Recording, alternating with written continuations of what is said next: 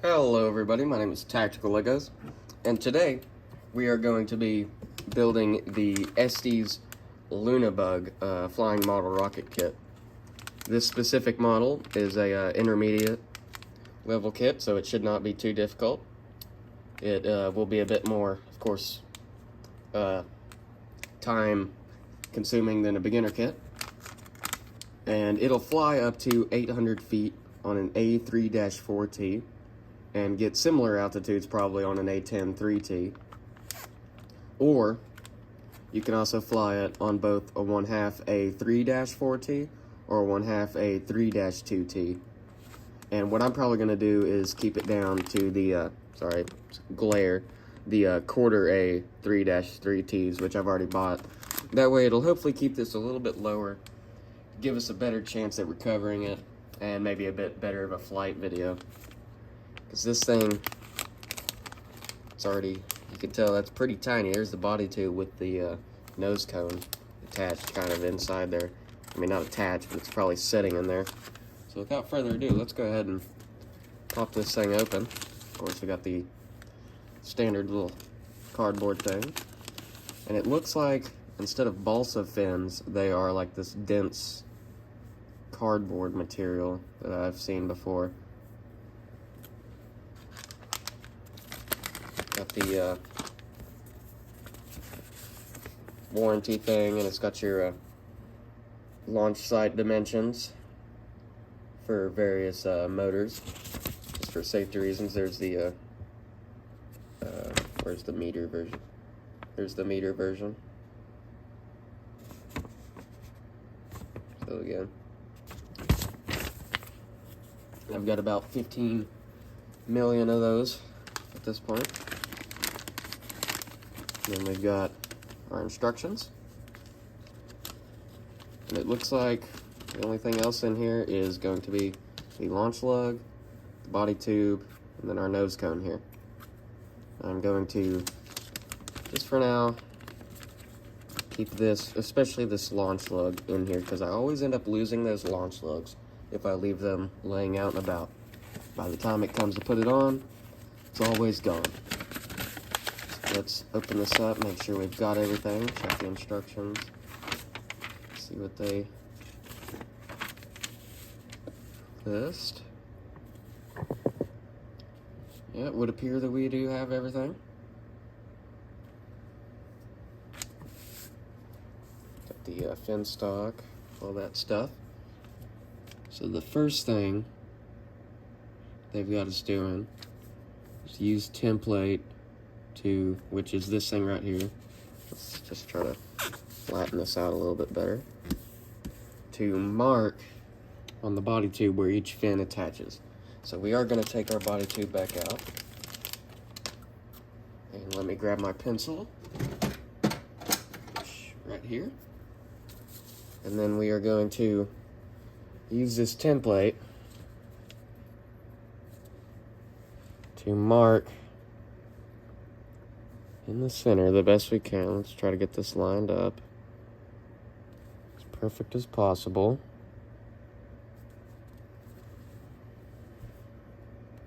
Make sure we're looking at it from all angles. Slightly more that way. Okay, I think I've got that pretty well lined up. Now I'm going to try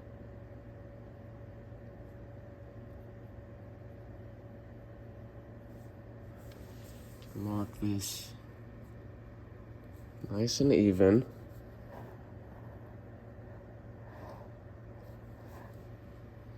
As best as I possibly can. Keep shimmying on me a little bit. This is a bit difficult, to be honest.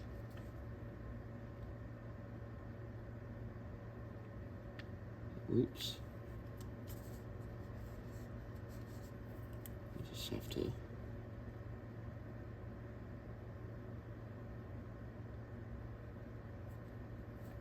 There we go. Now I'm gonna have to, I guess, spin this around just because the way I've got this. Line that up there. Maybe if I spin it like this, I'll be able to. There we go.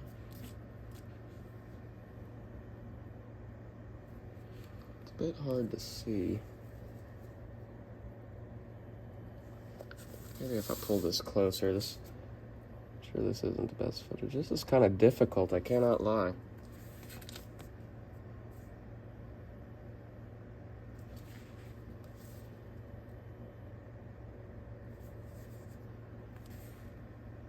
Okay, I've got it lined up once more.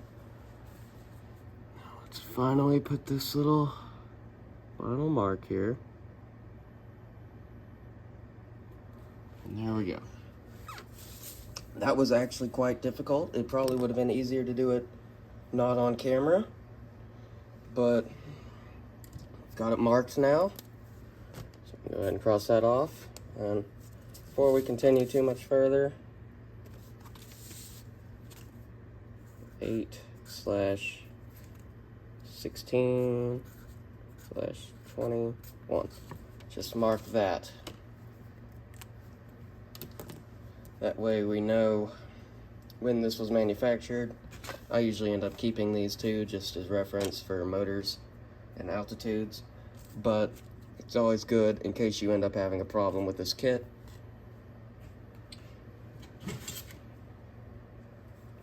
And what I'm gonna do, because they show us using a door frame to now extend these lines that we just made with these marks. You can also, Estes sells a fin marking guide that I am yet to purchase. I might eventually because it does look quite convenient. But what I've been using is this, and this works just fine as long as these ends are cut flat, which so far all of my Estes kits have had fairly flat edges. And what I do is I just hold it flat on this bottom piece here and line up my mark, get my pencil, and line it up with the mark.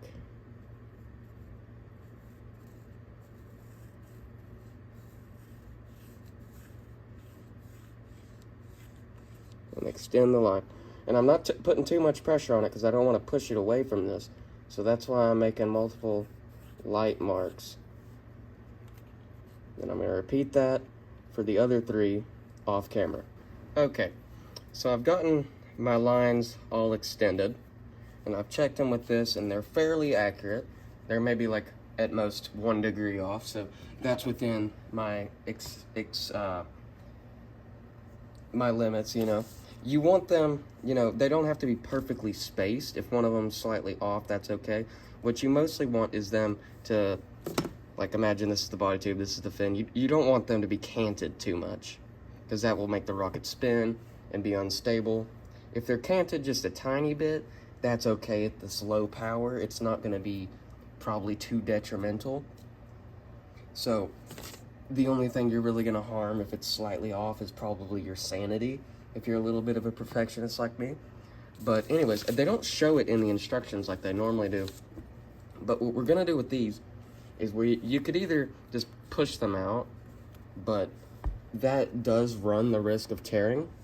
So what I like to do is take a hobby knife, and you can see there's little tabs on these parts. So what I'm going to do is take the hobby knife. I'm going to get out one of these circles first. Just cut those tabs nice and easy. And sometimes with this dense cardboard, I find it easier to just cut 1/2 at a time. So right now I'm just going through like the top half, and then I'll flip it over and go through the bottom half.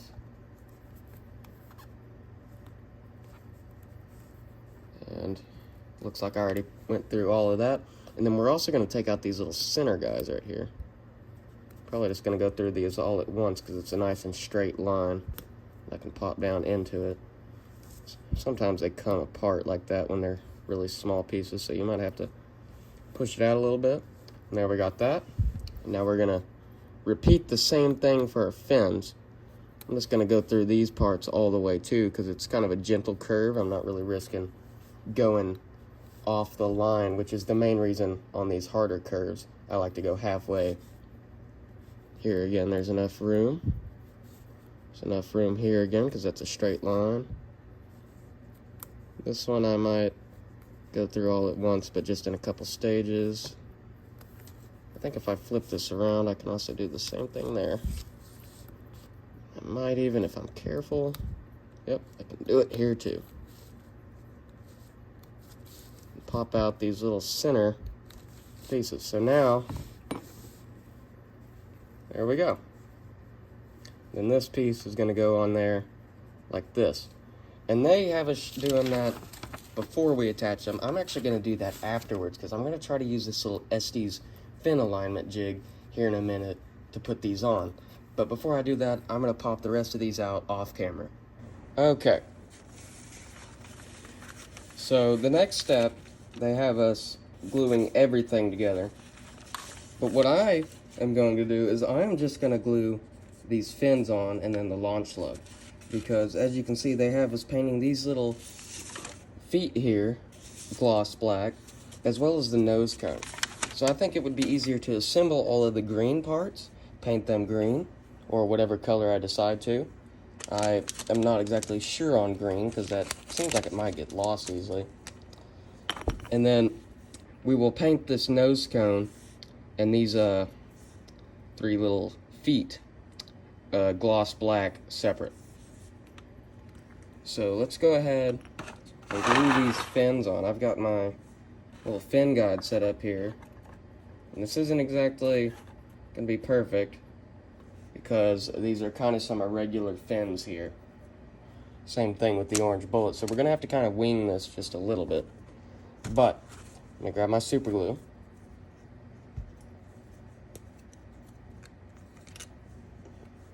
We're just going to take one of our fins here. And actually, before we do this, I had forgotten. You might want to, where we cut off those tabs, just take a little bit of fine sandpaper. Just knock those little tabs off. And I will do this to the other 2 fins off camera after we glue this one up. And you want to make sure you get all your dust off as well. So now, back to our glue. We're going to put, that's a bit much.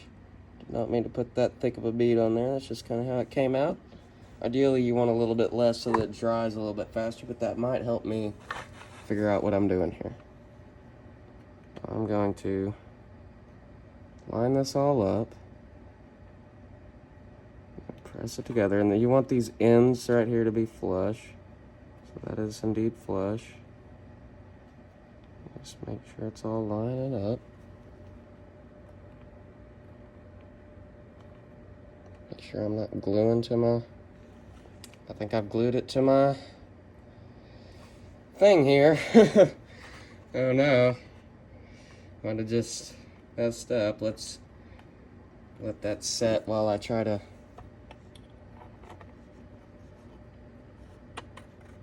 double check this and make sure it, come on. Let's try to pop this off without popping it off the alignment too bad.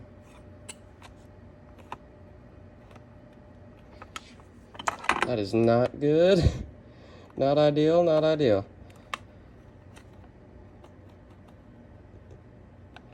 Oh no. Maybe it was not the best idea to use this, or that's what I get for being too sloppy with the glue. Okay, there we go. I got it off. I'll be able to fix that. That's not too bad. I'll just put a little wood glue over that to hold that down. But we got that tacked on nicely. I'm going to leave this on here for just a minute like this. I just double check this and make sure that that's still 90 degrees. After that fiasco we just had there. And it looks pretty close. There's a little bit of a warp in this, so it's not exactly perfect. But close enough. And once again, I'm going to do the other 3 fins off camera after I let this cure for about 5 minutes just to make sure that I don't mess it up while I put the other ones on. Okay, so I've got all the 3 fins attached, and they've dried for at least 10 minutes now. And notice Some of them, like this one, looks okay. This one here has a gap. This one here looks really good. This one looks alright. That one has another gap on that side.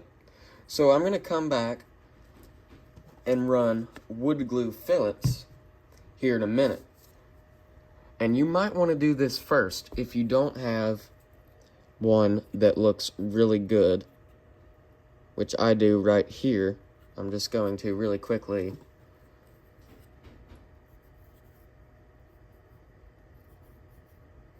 put a very crappy arrow right there pointing towards it, just so that I don't forget. But if you don't have one that looks good, you might want to go ahead and put some fillets in there and wait for those to dry a good bit before proceeding on to this next step. And you could have used wood glue for all of this that I've done so far. I'm just using super glue so that it goes a little bit quicker and so that I don't have to hold it in place as long as I'm trying to get things to dry. But wood glue would be stronger for some cases. Wait, why am I opening this? We're not going to be doing that. I meant to grab this launch lug because we're going to attach this launch lug here. And if we look here, you can see, oh, well, no, you can't. If you look here, you can see that the launch lug is going to be going flush with one of these fins. So, like this, in the corner here. And it's going to be flush with this end. You can have it a little bit up if you would like to, but I'm going to have it flush with this end, which is what they show here. So I'm going to take my super glue and I'm not going to put it too close to either end because we don't want to get these holes clogged. And I'm going to put a decent little bead going down there. Close away that low battery warning. Then I'm going to stick this right in this corner. Pull it back just for a second so that I can manage some of that glue. And I'm going to hold it for about 5 or 10 seconds just to make sure it sits nicely.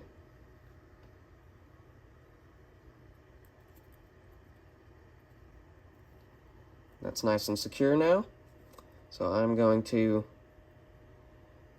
I guess, how will I set this? I suppose I'm going to sit here and kind of hold this for just a minute or two, just to prevent this from drying. I'm going to do this off camera. And then once that's done, I'll set it down. Give it probably at least 10 minutes before we proceed to our next step, which will be the fillets, which is not required. It's not in the instructions. I'm just doing this for extra strength. So I'm going to let this dry off camera and we'll come back and do some fillets. Okay, so I have let the launch lug and everything else dry for probably a good hour now. So it is time to do some wood glue fillets. And again, this is not required. I'm just doing it because I feel like it. You might want to if you've got some gaps on some of your fins. Like this one has a pretty good little gap on it. This is the main one that I'm doing a fillet for, in all honesty. Just because I didn't get quite as good of a bond with the super glue as I would like. I'm just gonna kind of smear that on with my little applicator stick here. Then I'm gonna take my handy dandy finger. Since this is a small rocket, we can probably use our small handy dandy fingers. Just run that up the side there. We're left with a nice little bead. I might put a little bit extra by not pressing as hard because this will shrink as it dries. Wood glue shrinks as it dries. And we're going to come back on the other side and do the same thing.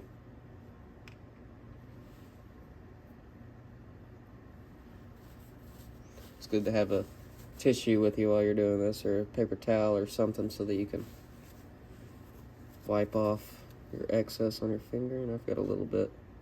Let me see if I can't get that little bit that's gotten right there out. There we go. And that ought to be good for that fin. And I won't be able to do it on this side because we stuck that there, but that's probably okay because once again we did stuck that there and we put quite a bit of glue. But on this other side of this launch lug, that's quite a bit too much there. That's alright though, because we can clean this up.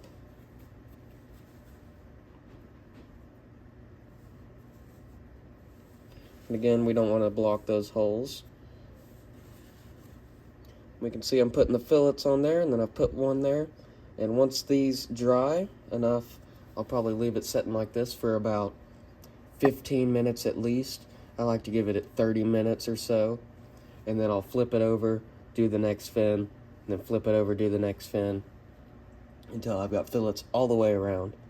And then I'll let it dry for about 30 minutes to an hour and come back and look to see if we've got any gaps that I might want to fill with some more wood glue. And again, that's not required. It just might make it look a little bit nicer when it comes time to paint this. So I'm going to let this dry, and I'll come back and off camera finish the fillets. And when we come back, we will paint this thing. Okay, so I'm going to paint these separate, like I said. And to do this, I've put them on this so that I can hold them like this. And how I've done that is I've cut off this little side strip and then cut it in half with my hobby knife. And then to keep them from sliding down too far, I have taken it, and I'll demonstrate here if it'll focus, and pressed my fingernail into the side edge. I'm doing it a bit harder here just to demonstrate. And you can see it puts a bulge on the side, and that allows it to slide up. But you see if it hits that bulge, it stops. So we'll go outside and we'll put some light coats of paint on this. But first, I'm going to take my nose cone and I'm going to wrap below this line with some painter's tape. That way we have some bare plastic to adhere this nose cone to our body tube. Okay, so I've got my nose cone masked off here, and you can see I left a little tiny gap. That way, if our nose cone doesn't sit perfectly flush, or if we have a tiny gap, it will still have black paint so that we don't see any white peeking through. But I'm going to go paint these real quick. So I'll see you out in the backyard. Alright, so I hope y'all can hear me. Hope the wind's not too bad. But first, we want to make sure that we shake up our spray paint can nice and easy. Or nice and good, you know. This one's not been stored for too long, so I don't have to shake it as long. But you want to make sure that your tip's working. It appears to be. A little bit too close there. You see I put some bit too heavy of a coat on there. You just want to do some light coats. Like that. And I'll let this dry for a minute because that's already a bit of a heavy coat. And I'm just going to kind of stick this down in this crack because I am currently able to. Well, actually, no, I'm not. That's bent as crap. So I'll just hold this in my offhand while I grab the nose cone out of my pocket, if I can remember which pocket I put it in. Where is it? I guess it's in the one pocket that I'm having trouble reaching. Yep, here it is. So I'll hold this in my offhand while we stick that over there. Pick this up a little bit more.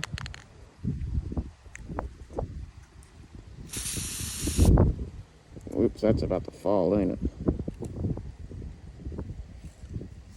This is a little bit precarious because I'm trying to do these both at once. There we go. This will work.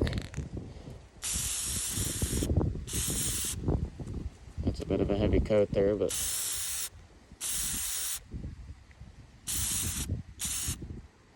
now I'll let this dry as well. And in about 5 or 10 minutes, I'll come back and do another second light coat off camera. And then if it's good after that, I'll probably leave it be to dry for 24 hours or so. But if it needs, I might put a third or a fourth light coat on. Probably the second one will finish this off though, because this is pretty heavy pigmented paint. But I'll do that off camera.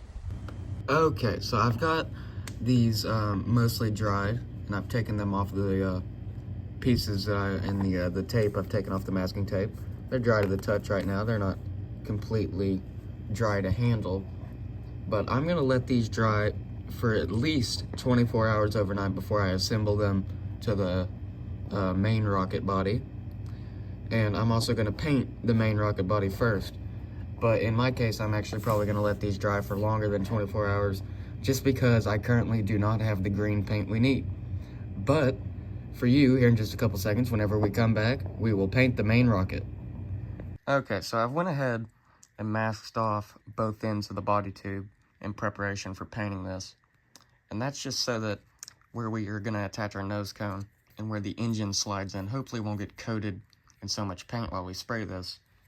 But then also, I can extend off of one end, I've chosen the top, to make like a little handle so that I can hold it, spin it around, and hopefully not get as much paint on my hands. You could extend this farther if you want, but this ought to work just fine for me.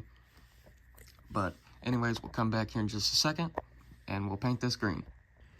Okay, so we're outside, and I apologize, this might not be the greatest footage because my tripod has unfortunately broken. You are currently propped up on a bunch of wood.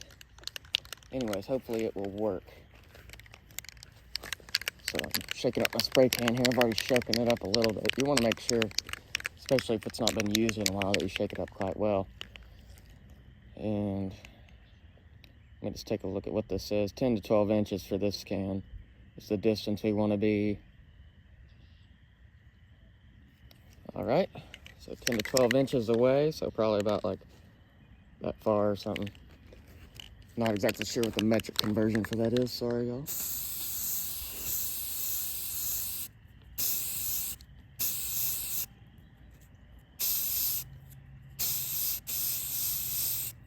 And there we go, we've given it one light coat.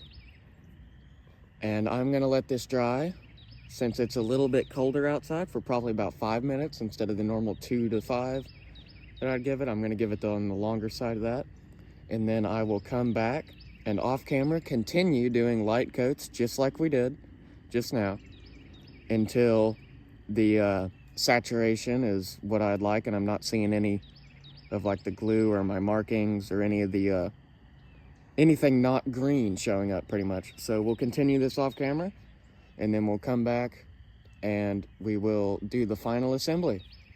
Okay, so I'm in between coats here and I just now remembered, I forgot to tell you guys, if you were going to, before you started applying this coat, and also before you applied the coats of black onto the little landing feet and the nose cone, if you were going to, you would want to spray these with a white primer and sand it till it's smooth, spray it again, sand it till it's smooth, and repeat that to your heart's content before you went ahead and applied your actual color coat. I went ahead and skipped the primer coat, as we saw, and that is causing some discolorations. Like there's my arrow to show through still, even though I've already put on like 4 or 5 light coats. So that's probably a product of me using this fluorescent paint. It doesn't seem to have the best color coverage in my experience. Maybe that's just me, but it seems like this paint especially would have benefited from a white primer coat. But if you end up getting something like I did, if you didn't use a white primer coat, all this means is that we'll just have to come back and continue doing light coats. And sometimes you might even have to leave it up to dry for longer if you've put on a bunch of light coats, but it's still not covering up as much as you'd want to. Sometimes you gotta let it dry for 24 hours and come back the next day and do some more light coats, which is probably what I'm gonna have to do. But anyways, when we come back, we will finish the final assembly. We'll put on the little landing legs, or the little feet thing, and then the nose cone. Okay, so unfortunately I still cannot find my tripod. I think my parents might have thrown it out because it was broken. It was fixable, but you know, sometimes they don't believe in it. But what I'm doing here, let me just explain this before I start mindlessly doing it while talking about something else. It's just taking, I could use my hobby knife for this, but I've just got this very thin blade profile. It's nice and sharp because I don't use it that much. Pretty much a hobby knife, just not a replaceable blade. And what I'm doing is knocking off, you can see there's one that I didn't do very good on. There's one that's really good. The paint on this little tab. Let me see if I can just clean this one up a tiny bit more. That's better. I got it good on the other side, so we'll be all right. And how I achieved that was first I came over and just very lightly pressing it in and then just pulling it up. You notice that, if it'll focus, that took off that side. Repeating it over here. Again, that took off that side.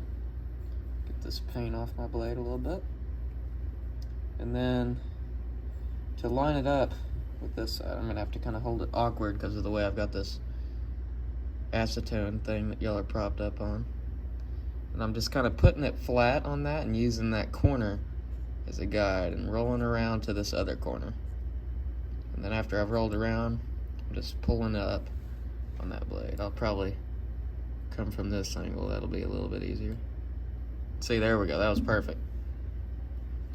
And you can come down and scrape off on the bottom here if you would like to, and then come back with a black Sharpie as well. I might do that, to be honest. But first, I'm just gonna, there we go. Pop that one off too. And then, if we want, we can come back, kind of just scrape the tops of these. Looks like I've already somewhat done it. Or you could just leave this as is. Nobody's really gonna be looking at this part of the rocket that much except yourself. And I've just got this piece of plastic just for making myself feel like the paint's being protected more than it really is. So anyways, if we did, oh yeah, by the way, you will want to remove your masking tape. I've already done that, but you will want to remove your masking tape before your paint is fully dried. My paint is dry to handle right now. It's not fully cured, but you want to do that whenever it's a little bit still wet, because maybe this will be a decent example if I try to tear this. Yeah, kind of. You can see how that edge, the paint didn't separate fully on that edge. It's really not a great example, to be honest. But whenever you separate, imagine you're separating two things that have paint on them. And if the paint is slightly wet when you separate them, you're going to get clean lines. But if the paint has fully dried and then you separate it, then it's going to be just cracking and flaking away your paint, possibly. So you do want to remove your masking tape. I usually do it about 30 minutes to an hour after I did my final coat. It depends on the paint. This one kind of dried quicker, so I actually removed it about 15 to 30 minutes after my final coat. But anyways, here in a second, we will come back on and we will put on our little black feet and our black nose cone. And again, the reason we masked this off is because, since the same reason we were scraping off this paint down here, I don't know if I told y'all the reason, it will help our super glue, or if you choose to use it on the feet, wood glue, to actually bond to the surfaces instead of bonding to the paint. Because if you just glue something onto paint, then you're pretty much, your bond is only going to be as strong as the paint is to your surface. But by keeping that surface clean with either masking tape or by scraping it off later, we can hopefully make those bonds a lot stronger. So we'll be back in just a second with the other parts. Okay, so I've got the parts and I've got my super glue here. You will want to use super glue for this connection. You can use wood glue for these little feet, but since we're using a plastic for the nose cone, you will want super glue.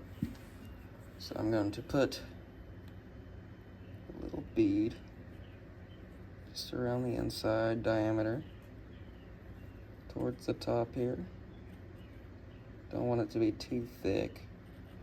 I've probably got a little bit too much in there, but that's okay. And we're going to slide this in while rotating it, if we can get it to fit in there nicely. I should have dry fit this first. There we go. There we go. Now we got that nose cone in.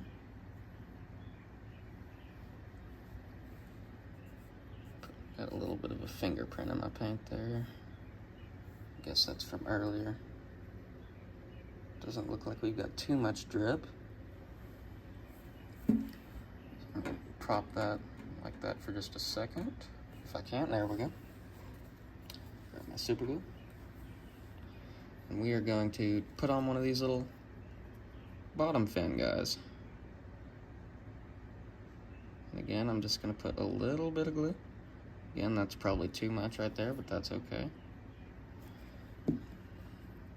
Take one of our little guys here.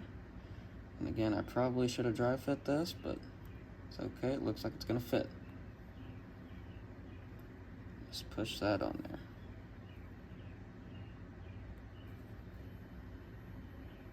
Try and get it flat if we can.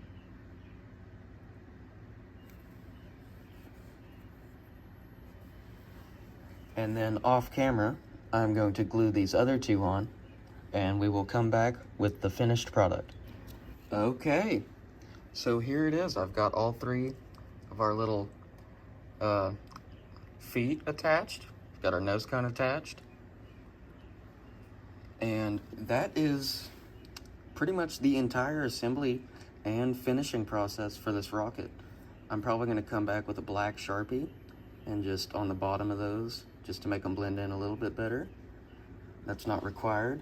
And another optional step that I'm going to do is I'm gonna take some clear coat and give 2 to 3 light coats 24 hours after this is fully dried. And then I'll let that dry for 24 more hours before we launch this thing, which we'll have to wait for a nice calm day for. Probably gonna launch it on quarter rays only. Hopefully we don't lose this thing, because it is kind of more grass colored than I was hoping for. But anyways, that is the complete build of the Estes Luna Bug. Hope you enjoyed this video. If you did, hope to see you in the next one. And hopefully we'll have a launch and hopefully recovery video of this little guy out soon.